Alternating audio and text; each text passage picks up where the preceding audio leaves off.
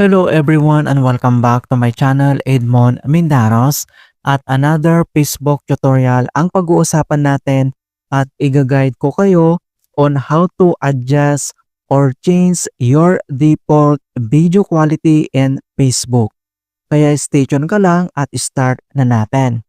So ang next step ay kailangan mo lang i-open ang iyong Facebook account.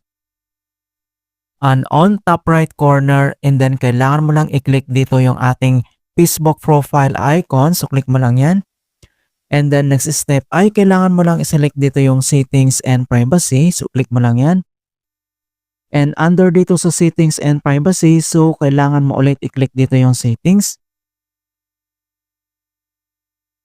At dito lang sa left side menu, and then kailangan mo lang mag-scroll down at i-locate mo dito yung media. Alright?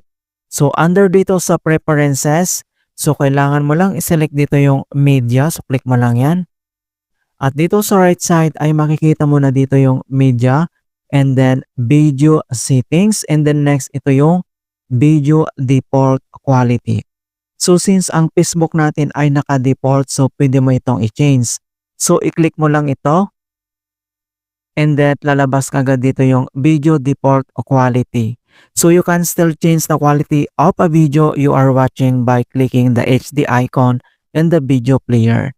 So may tatlong option dito, default, SD only, and then HDF available.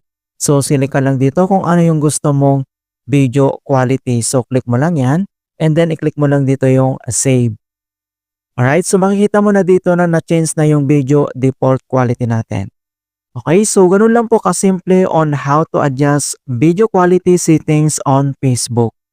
In hope na nakapagbigay ulit ako ng konting kaalaman at guide tungkol sa Facebook tutorial.